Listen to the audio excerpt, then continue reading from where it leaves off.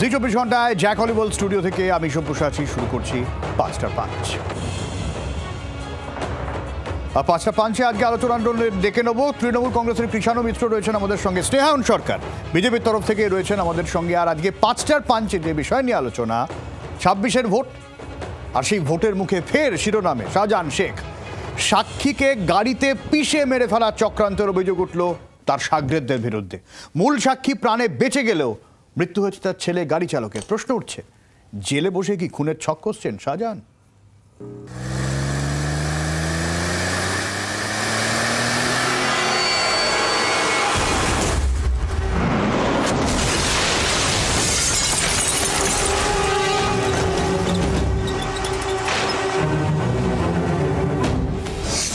রিলের দৃশ্যই যেন রিয়েল হয়ে উঠল বাংলার মাটিতে। প্রথমে যাকে নিছকই দুর্ঘটনা বলে মনে হয়েছিল, পরে তা ঘিরেই ঘনঘোর রহস্য দানা বাঁধল।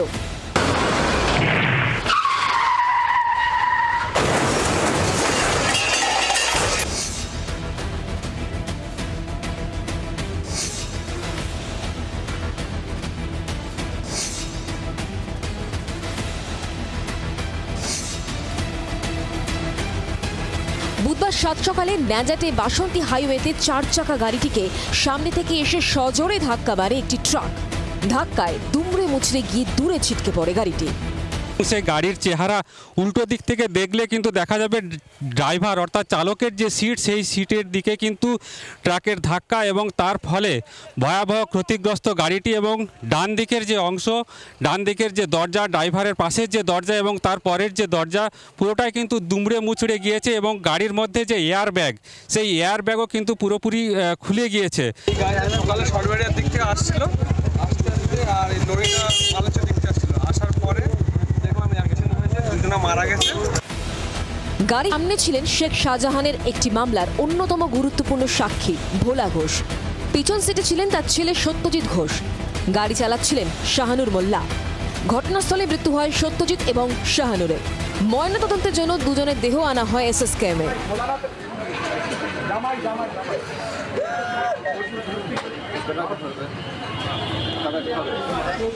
অল্পের জন্য প্রাণে বেঁচে যান ভোলা ঘোষ।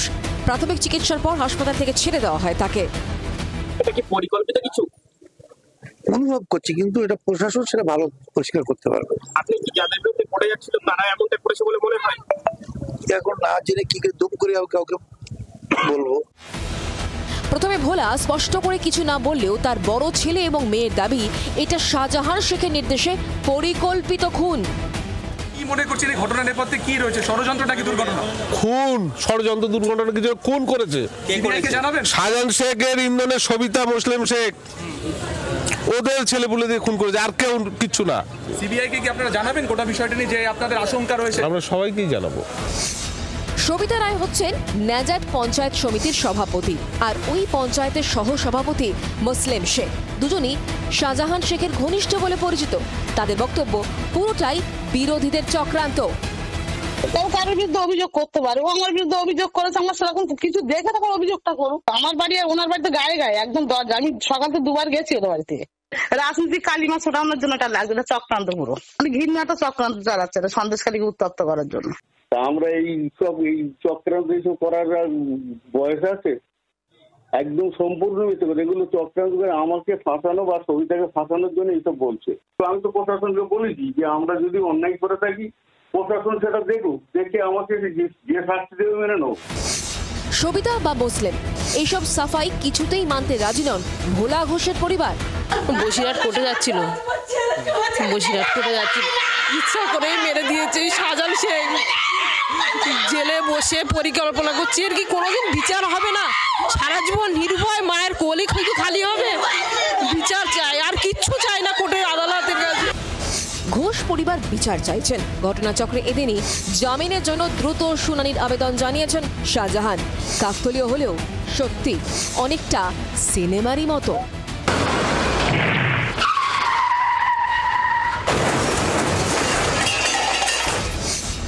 ব্যুরো রিপোর্ট, জি 24 ঘন্টা। কৃষ্ণনন্দা, আমার অনুব্রত মণ্ডলের দেহরক্ষী সাইগালের কথা মনে পড়ে যাচ্ছে। তার মেয়ে মারা যান অ্যাক্সিডেন্টে, এটাও সেই ঘটনা। সিনেমার মতন অবভিয়াসলি। তো সবই কি নিছক দুর্ঘটনা বলে বিষয়টা যাবে? তুমি বলবে যে তদন্ত সাপেক্ষ, তো বলবে অবভিয়াসলি। তদন্ত না করে কি করে বলবো? আমরা তো ব্যাপক কেলেঙ্কারি 150 সাক্ষীকে মৃত্যুবরণ করতে দেখেছি, অস্বাভাবিক মৃত্যু প্রত্যেকটা। আমরা হাতরাসের যে সাক্ষী ছিলেন ধর্ষণ কাণ্ডে তার পরিবারকে দেখেছি, আমরা লখিমপুর খেড়িতে দেখেছি একের পর এক যারা সাক্ষী ছিলেন তাদের অস্বাভাবিক মৃত্যু।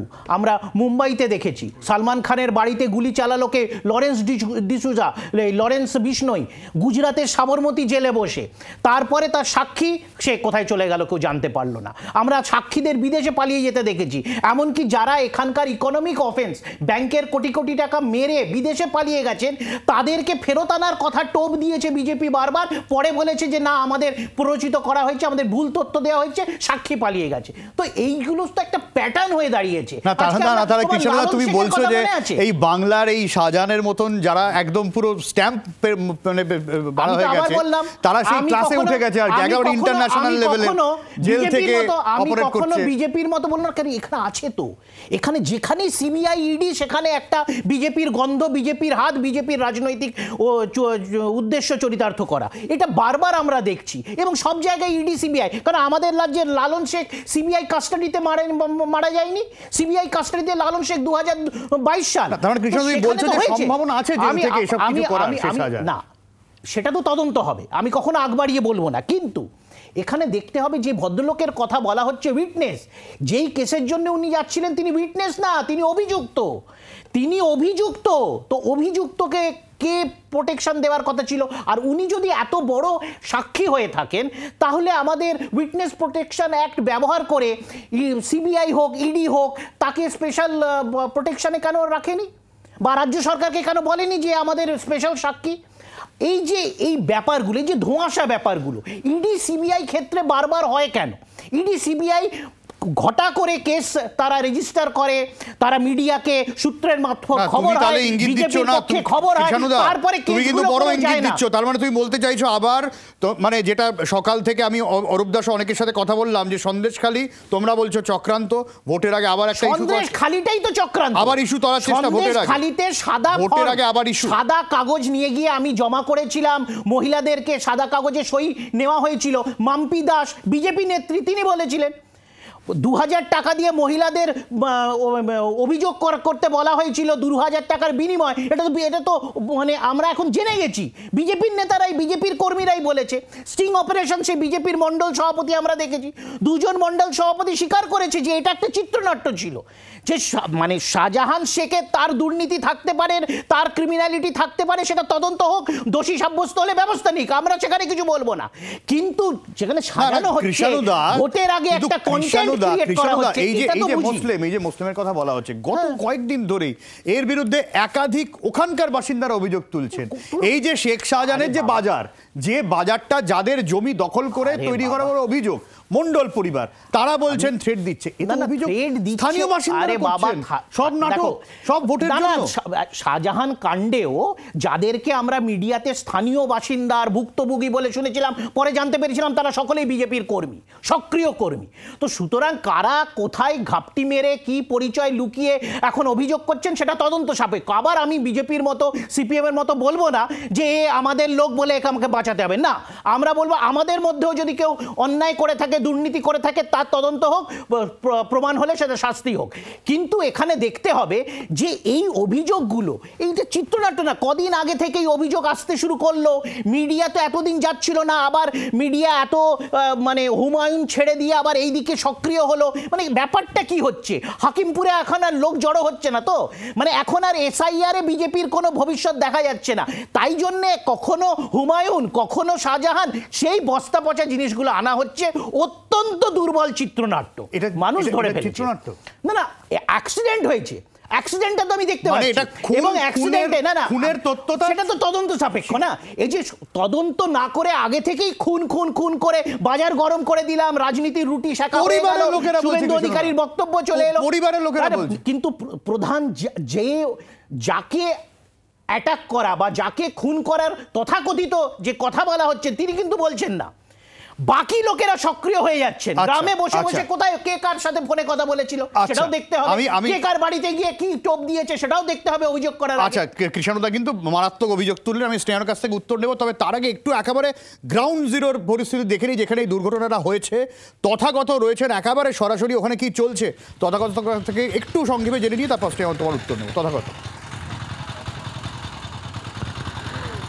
দেখো, ঘটনার তদন্ত শুরু করেছে পুলিশ এবং ভোলা ঘোষ তিনি এই মুহূর্তে নিজে থানায় গিয়েছেন এবং তিনি এই ঘটনায় লিখিত অভিযোগ দায়ের করবেন এবং তার সঙ্গে রয়েছেন এলাকার বিধায়ক। অন্যদিকে ঘটনাস্থলের যে ছবি, সেই ছবি আমরা এই মুহূর্তে তুলে ধরছি এবং যেটা দেখতেই পারছো যে ইতিমধ্যেই কিন্তু তদন্তকারীরা এসেছেন এবং পাশাপাশি ফরেনসিক যে টিম তারাও ঘটনাস্থল এসেছেন এবং ইতিমধ্যেই যে ভোলা ঘোষের যে গাড়ি, সেই গাড়ির কিন্তু নমুনা ইতিমধ্যেই সংগ্রহ করা হয়েছে। এর পাশাপাশি যে ঘাতক ট্রাক, সেই ট্রাকের নমুনা সংগ্রহের কাজ চলছে এবং ফরেনসিকের একটি বড় টিম এখানে এসেছে, তারা নমুনা সংগ্রহ করছেন এবং সেই সমস্ত পরীক্ষাগারে পাঠানো হবে এবং এর পাশাপাশি সেগুলি পরীক্ষা করা হবে, এমনটাই কিন্তু জানা গিয়েছে। আচ্ছা, তদাগত সঙ্গে থাকো, একটু ছবি তুমি দেখাতে থাকো, আমি এই ছবি দেখতে দেখতে স্নেহানের কাছে যাবো। স্নেহান, দেখো, কৃষাণুদার কথা থেকেই পরিষ্কার যে কৃষাণুদা যখন প্রথমেই মেনশন করে দিচ্ছে যে দুর্বল চিত্রনাট্য, সে চিত্রনাট্য দুর্বল হোক কি শক্ত হোক, চিত্রনাট্য আছে মানে এটা তো দুর্ঘটনা না, এটা মার্ডার। এবং আমি স্পেসিফিক্যালি বলছি এটা ওয়েল প্ল্যান্ড মার্ডার। আমি ওয়েল প্ল্যান্ড মার্ডার কেন বলছি, তোমরা ভালো মতো দেখিয়েছো এমন একটি গাড়ি যে গাড়ির নাম্বার প্লেট নেই, ঠিক আছে। দ্বিতীয় কথা, যে ড্রাইভার ধাক্কা মারলো, পেছনের দিকটা নাম্বার প্লেট নেই, পেছনে যে ড্রাইভার ধাক্কা মারলো সেই ড্রাইভার গাড়ি থেকে ধাক্কা মারার পরে নামার সঙ্গে সঙ্গে বাইকে করে পালালো।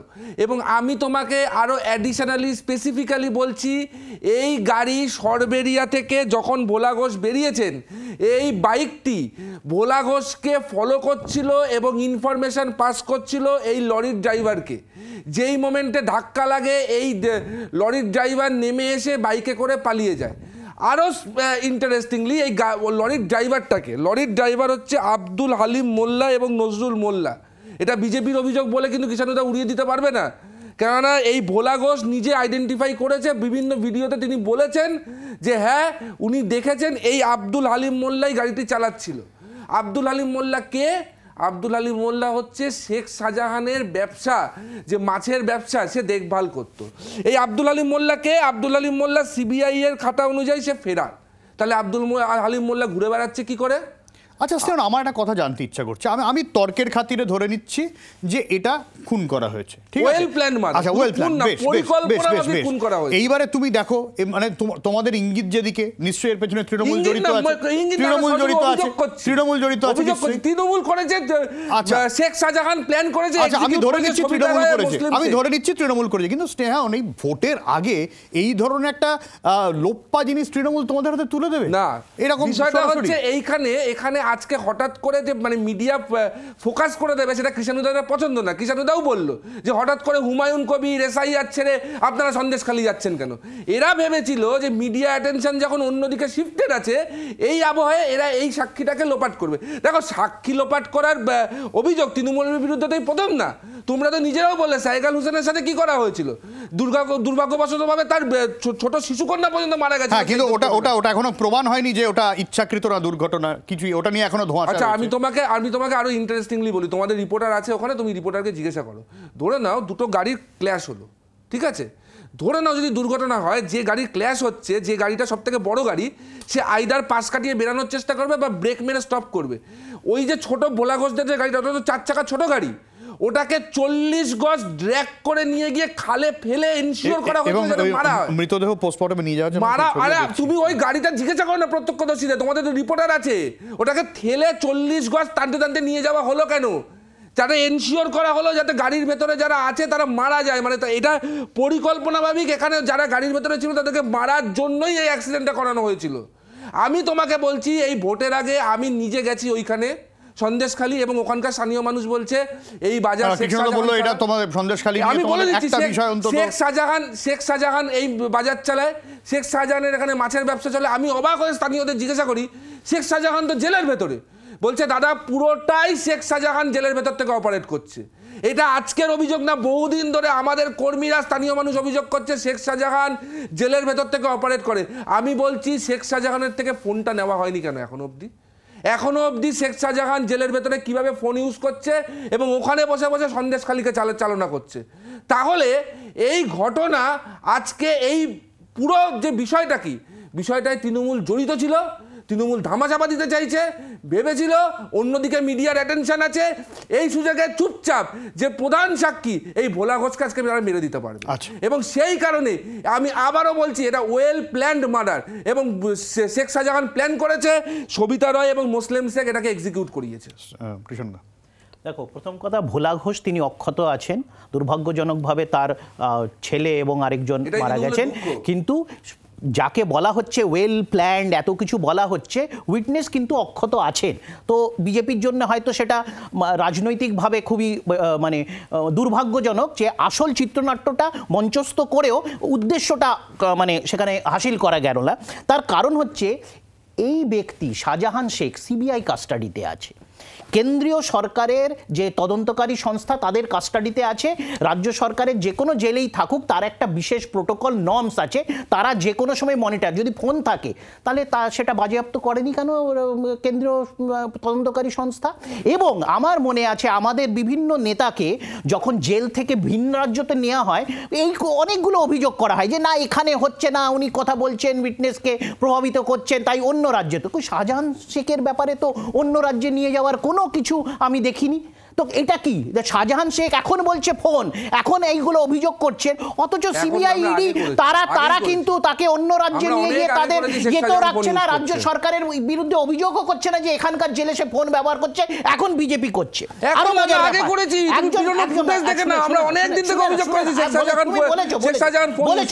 বলেছো এখন সাহেগাল হোসেনের বিরুদ্ধে যে মূল যে অনেকগুলো অভিযোগের মধ্যে একটা প্রাইমা ছিল 300 কোটি টাকার সম্পত্তি।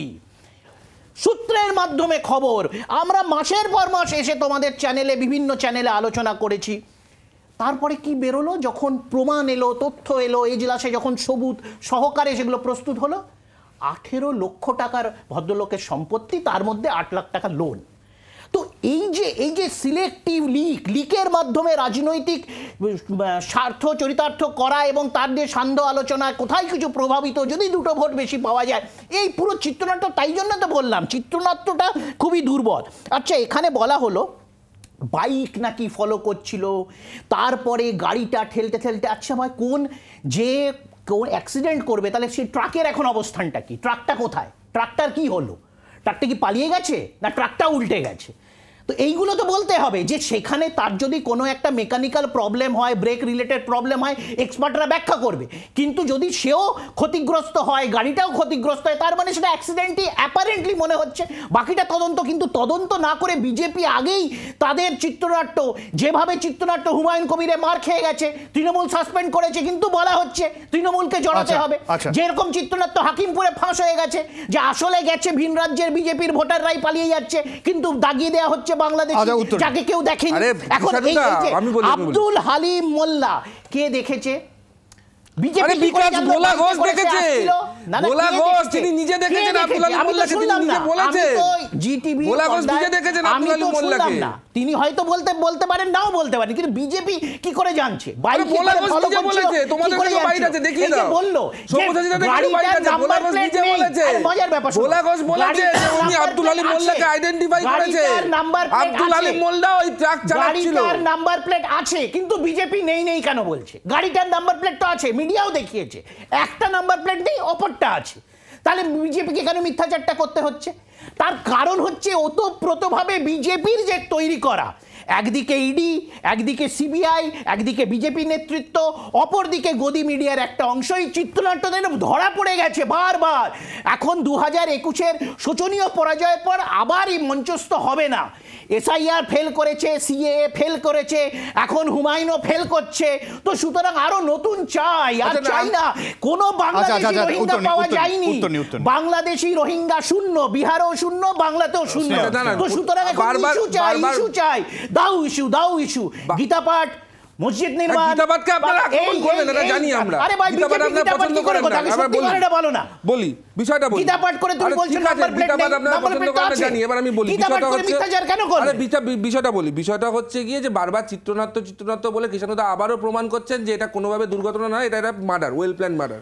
বিষয়টা হচ্ছে যে এই যে ঘটনাটা যেটা ঘটলো, কৃষ্ণদার বক্তব্য হচ্ছে যে গাড়িটা কোথায়। প্রথম কথা, গাড়িটা তো কোনো রোবোটিক গাড়ি না, গাড়িটাকে যে চালাচ্ছিল সে কোথায়? এই আব্দুল আলিম মোল্লা ওখান থেকে বেরিয়ে পালিয়ে গেল। বাসন্তী হাইওয়ে দিয়ে সব্যসাচীদাও গেছো, আমিও গেছি, কৃষ্ণদাও গেছে। বাসন্তী হাইওয়েতে অনেকগুলো সিসিটিভি ক্যামেরা আছে, প্রায় ঘটনা ঘটে গেছে, প্রায় 8-9 ঘন্টা হয়ে গেছে। পুলিশ এখন এই আব্দুল আলিম মোল্লা তার সাকরেদ নজরুল মোল্লাকে ধরতে পারলো না কেন? দ্বিতীয় প্রশ্ন হচ্ছে, আমি কেন বলছি ওয়েল প্ল্যান মার্ডার, ভালো করে রেকি করে কোন জায়গাটায় মারা হবে সেটাও আগে থেকে ডিসাইড করে রাখা হয়েছিল। কারণ এই যে বয়ারমারি পেট্রোল পাম্প, মানে বাসন্তী হাইওয়ে এমনি অ্যাক্সিডেন্ট প্রোন, কিন্তু বয়ারমারি পেট্রোল পাম্প কিন্তু জায়গাটা চওড়া, সেখান দিয়ে কিন্তু দুটো গাড়ি ক্ল্যাশ হওয়ার কথা না, দুটো গাড়ি সাইড ওয়াইজ ইজিলি পাস করতে পারে। এবং আরও স্পেসিফিক্যালি বয়ারমারি পেট্রোল পাম্প এমন একটি জায়গা যেখানে কোনো সিসিটিভি ক্যামেরা নেই, তাই স্পেসিফিক্যালি ওই জায়গাটাকেই চুজ করা হয়েছিল যেখানে অ্যাক্সিডেন্টটা করানো হয়েছে। বিষয়টা হচ্ছে যে সন্দেশখালিতে তৃণমূলের হাত পুড়েছে, মুখ পুড়েছে, এবং সন্দেশখালিতে তারা যে কলঙ্ক করেছে গত 3-4 বছর ধরে, সেই কলঙ্ককে ঢাকার তারা অনেক চেষ্টা করেছে, অনেক মিথ্যাচার করেছে, পারেনি। আলটিমেটলি আবারও দুটো মানুষের প্রাণ নিল সন্দেশখালির সত্যকে ধামাচাপা দেওয়ার জন্য। এটা তৃণমূলের ওয়েল প্ল্যান মারা, শেখ শাহজাহান প্ল্যান করেছে, কবিতা রায় এবং মুসলিম এটাকে এক্সিকিউট করেছে। সিসিটিভি দ্বারা মুড়ে আছে একটি বিশেষ জায়গাতে, কে সিসিটিভি থাকতো সেই জায়গাতেই অ্যাক্সিডেন্টটা করানো হলো কেন? ছবি উঠেছে, সেই জায়গাতেই অ্যাক্সিডেন্টটা করানো হলো কেন? এটা কোনো বিষয়ই না, তো পুরো সিসিটিভি। এবং আব্দুল হালিমকে সিবিআই খুঁজে পায়নি, এটা প্রতিষ্ঠিত, সিবিআই খুঁজে পায়নি তাকে। এই লোকটাকে বিজেপি কি করে দেখলো? চলে গেল। আমার সময় একদম শেষ। অনেক ধন্যবাদ কৃষ্ণদা, অনেক ধন্যবাদ স্নেহান। ফিরে আসি বিরতির পর, সঙ্গে থাকুন।